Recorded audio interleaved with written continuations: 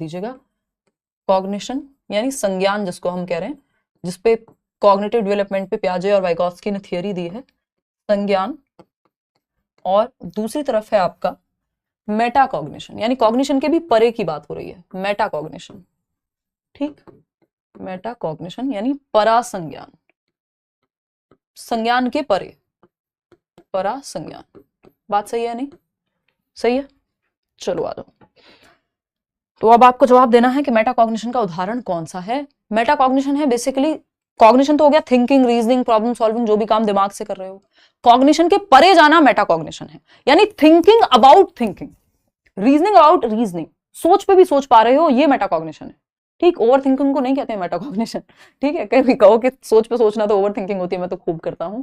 Meta cognition में basically आपका reflection, planning, ये सब चीजें लगती हैं, है ना। प्लानिंग, ऑर्गेनाइजिंग ऑफ थॉट, दिमाग में जो विचार आपके चल रहे हैं उन पे थिंकिंग पे भी थिंकिंग कर पा रहे हैं, प्लानिंग कर पा रहे हैं, ऑर्गेनाइज कर पा रहे हैं विचारों को, रिफ्लेक्ट कर पा रहे हैं, चिंतन मनन कर पा रहे हैं, है ना, कि सीटेट क्रैक करेंगे कैसे, इस पे आपने प्रॉपर एक प्लान बनाया हुआ है, सोच के भी सोचा हुआ है कि कहाँ गड़बड़ हो सकती है, किस सब्जेक्ट में कब तक मुझे जो है आपका ये कर लेना है, जिसको हम कह रहे हैं मॉक टेस्ट, कब तक सिलेबस खत्म कर लेना है, सारी बातें। और उस पर भी आपने और 4 चीजें एक्स्ट्रा सोची हुई है, स्ट्रेटेजी भी आपके दिमाग में है। तो निम्नलिखित में से कौन सा परासंज्ञान का उदाहरण है? Writing an essay, reading encyclopedia. Encyclopedia में क्या है वो आप सिंपल समझ लोगे, मीनिंग क्या दिया हुआ है, जैसे डिक्शनरी पढ़ रहे हो एक तरह से। सेंडिंग रॉकेट्स टू स्पेस, अब रॉकेट भेजना जो है, मतलब सेंडिंग रॉकेट ये नहीं कहा है बनाना है, भेजना है, तो थिंकिंग प्रोसेस वो स्टेप बाय स्टेप प्रोसेस होगी, वो फॉलो हो जाएगी। शॉपिंग करना नहीं, इसमें कोई मेटाकॉग्निशन नहीं लग रहा। राइटिंग एन एसे जो है वो सही जवाब होगा यहाँ पे, निबंध लिखना, क्योंकि जब आप एक एसे लिख रहे हैं, मान लीजिए आप यूपीएससी की परीक्षा में बैठ रहे हैं, खुद से लिख रहे हैं, तो उसमें आपको प्लानिंग लगेगी, एक स्ट्रक्चर लगेगा, रिफ्लेक्ट करना पड़ेगा, ऑर्गेनाइज करना पड़ेगा थॉट पे, थिंकिंग अबाउट थिंकिंग होगी कि मान लीजिए किसी एक टॉपिक पे, एक मुद्दे पे एसे लिखना है, तो आपके उसमें क्या विचार है, मुद्दा क्या है, फैक्ट्स क्या है, तो बहुत कुछ आपको सोचना पड़ेगा। थिंकिंग अबाउट थिंकिंग या अवेयरनेस अबाउट अवेयरनेस, जागरूकता के प्रति भी जागरूक रहना पड़ेगा। तो निबंध में जो है यहाँ मेटाकॉग्निशन लगेगा, सिंपल बात। तो यहाँ एक बार और देख लेते हैं बेसिक चीजें, जैसे कॉग्निशन की जब हम बात कर रहे हैं तो थिंकिंग, तो बाकी प्रोसेसेस में अगर आप देखेंगे तो यहाँ कॉग्निशन का इस्तेमाल है कि आप दिमाग का इस्तेमाल तो कर रहे हैं भाई, चाहे शॉपिंग में भी हो सकता है आप कुछ चूज कर रहे हो, ये कलर नहीं वो कलर, दिमाग का इस्तेमाल तो कर रहे हैं, डिक्शनरी से भी मीनिंग देख रहे हैं, रॉकेट अगर आप भेज रहे हैं तो कुछ प्रोसेस होगा, दिमाग तो लग रहा है, thinking, reasoning, problem solving, decision making, ये सब लग रहा है जो कॉग्निशन है। लेकिन थिंकिंग अबाउट थिंकिंग यानी राइटिंग एन एसे, उसमें फिर आप एक लेवल और आगे जा रहे हैं। हालांकि ये जो ऑप्शन है इसको और करेक्ट करना चाहिए यहाँ पे, बट ठीक है, क्योंकि बना नहीं रहे हैं, रॉकेट भेजने की बात हो रही है सिर्फ, तो आपका वो स्टेप बाय स्टेप प्रोसेस होगा वहां पे पहले से बना हुआ। राइटिंग एन एसे में आप रिफ्लेक्ट करते हैं, थिंकिंग अबाउट थिंकिंग, जो टॉपिक है उस पर सोच पे भी 4 बार सोचते हैं, तो थिंकिंग हुआ यहाँ, रीजन करना, तर्क हुआ, ये सब दिमाग के काम है ना। Problem solving, imagination, problem solving, imagination, memory यानी चीजों को याद रखना, ये सब दिमाग में ही आते हैं। डिसीजन मेकिंग, कोई निर्णय लेना, जैसे रॉकेट भेज रहे हैं तो निर्णय तो लोगे ना, क्या स्टेप प्रोसेस क्या फॉलो करना है। लेकिन थिंकिंग, अब मेटा का मतलब ये बियॉन्ड, वो फेसबुक को भी मेटा बनाया ना इन्होंने, यानी बियॉन्ड, परे, संज्ञान के परे, यानी थिंकिंग के परे, thinking about thinking, awareness about awareness, beyond cognition यानी beyond thinking, thinking beyond thinking. तो यहां पे आपका रिफ्लेक्शन हो गया चीजों पे, यानी प्रकाश डाल पाना, प्लानिंग, ऑर्गेनाइजिंग, मैनेजिंग, ये सब इसमें आ जाएगा मेटाकॉग्निशन में। चलिए आगे बढ़ते हैं। तो जहां पे भी थोड़ा सा भी एक्स्ट्रा दिमाग का यूज हो रहा है तो वहां मेटाकॉग्निशन, प्लानिंग, ऑर्गेनाइजिंग, इन सब में, स्ट्रेटेजाइजिंग, इन सब में लगेगा। क्वेश्चन नंबर 21 देखिएगा और जवाब दीजिएगा फटाफट से। बताइए क्वेश्चन नंबर 21, जवाब दीजिएगा। Which one of the following statements is true about the role of heredity and environment, यानी आनुवांशिकता और वातावरण के बारे में कौन सी एक बात सही है। 1 नंबर का क्वेश्चन यहाँ से भी आना ही आना है, निश्चित है। ठीक, फटाफट से बताइएगा। असर्शन और रीजनिंग के क्वेश्चंस भी हैं, लास्ट में डाले हैं, हर सेशन में लास्ट में होते ही हैं। Which one of the following statements is true about the role of heredity and environment, आनुवांशिकता, आपके जेनेटिक्स और आपकी बायोलॉजी जिसको हम कह रहे हैं, और एनवायरमेंट, वातावरण का के बारे में कौन सी बात सही है। पहला ऑप्शन है certain aspects of development are influenced more by heredity and others more by the environment, यानी विकास के कुछ पहलू आनुवांशिकता से अधिक प्रभावित होते हैं, वहीं अन्य कुछ पहलू हैं जो वातावरण से, जैसे एजुकेशन किस तरह की मिल रही है वो वातावरण से निर्धारित होगी, लेकिन बुद्धि का स्तर, या फिर अगर हम बात कर रहे हैं आपकी आंखों का रंग, आपका बॉडी स्ट्रक्चर, आपका बालों का टाइप, वो सब आपकी हेरिडिटी निर्धारित करती है ज्यादा हद तक। तो कुछ एस्पेक्ट में हेरिडिटी का रोल जाता है, दूसरे में एनवायरनमेंट का। न्यूट्रिशन कैसा मिल रहा है, एजुकेशन कैसी मिल रही है, वो सब एनवायरनमेंट में आएगा। तो कहीं पे एनवायरनमेंट ज्यादा प्रभावी होता है, कहीं पे हेरिडिटी। ये बात सही है, फिर भी हमें पढ़ना पड़ेगा बाकी ऑप्शंस को।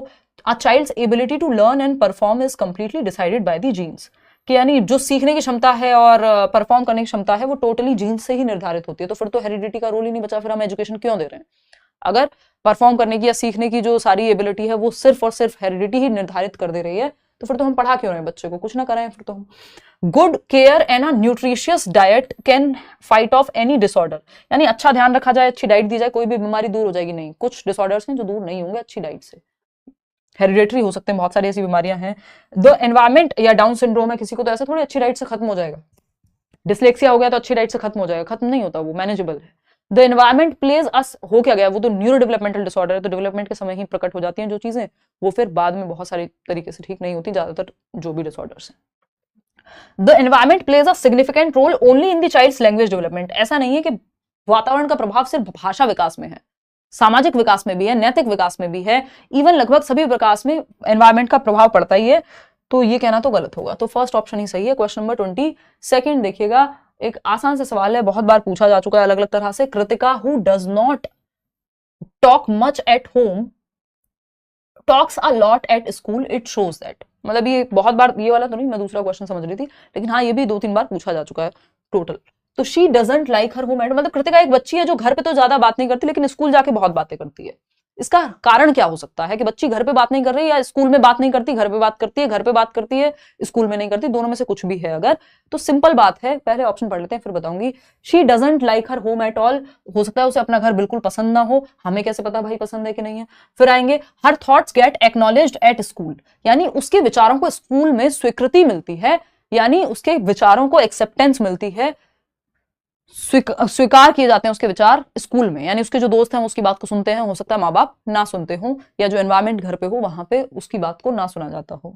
The school provides opportunities to children to talk a lot, school बच्चों को बहुत सारी बात करने का अवसर देता है, ये जरूरी नहीं है, बट क्योंकि एक स्पेसिफिक बच्चे के बारे में, ये सारे बच्चों के बारे में होता है तो हम मान लेते हैं।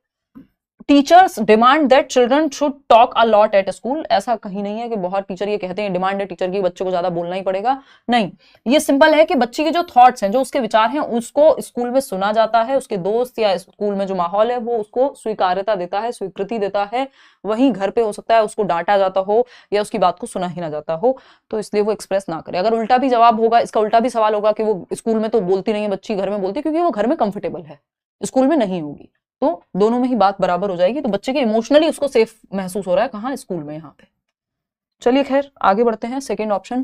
क्वेश्चन नंबर 23, आपके साथ भी ऐसे ही होगा, वो रिश्तेदार जो आपको अच्छे लगते होंगे उनसे आप खूब बातें करते होंगे, जो नहीं पसंद होंगे आप चुप बैठे रहते होंगे, बुत बने, या फिर मिलते ही नहीं होंगे। Question number 23, A 6-year-old girl shows exceptional sporting ability. Both of her parents are sports persons. Sends her for, हाँ ये वाला क्वेश्चन जिसकी मैं बात कर रही थी कई बार आ चुका है, यानी एक बच्ची है 6 साल की जिसके एक्सेप्शनल स्पोर्टिंग एबिलिटी, यानी वो स्पोर्ट्स में बहुत अच्छी क्षमता दिखाती है, बाकी बच्चों के मुकाबले बहुत ही अच्छा कर रही है किसी के स्पोर्ट में।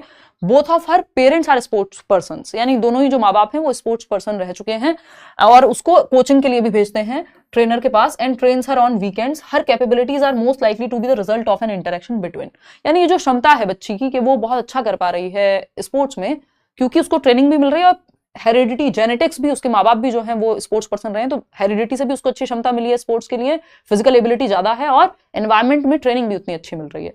तो ये हेरिडिटी एंड एनवायरमेंट का मामला है, हेल्थ और ट्रेनिंग का नहीं। हेल्थ और ट्रेनिंग तो दोनों ही एनवायरमेंट में आ जाएंगे ना, जेनेटिक्स का भी तो यहाँ रोल है, heredity and environment. Third option is the right answer. आगे बढ़ेंगे क्वेश्चन नंबर 24 पर, ये क्या कहता है भाई।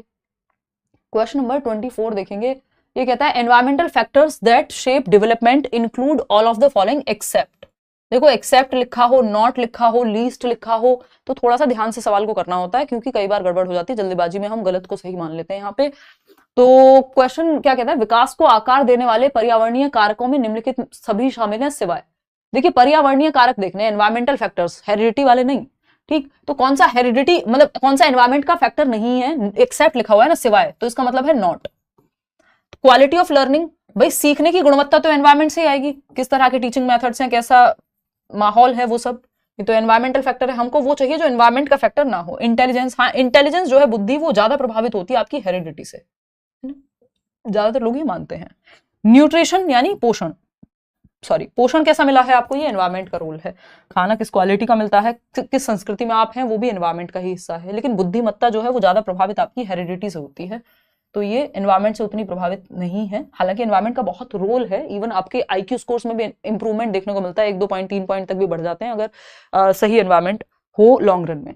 तो बुद्धिमत्ता जो है वो आपकी हेरिडिटी से संबंधित है, ना कि एनवायरमेंट से।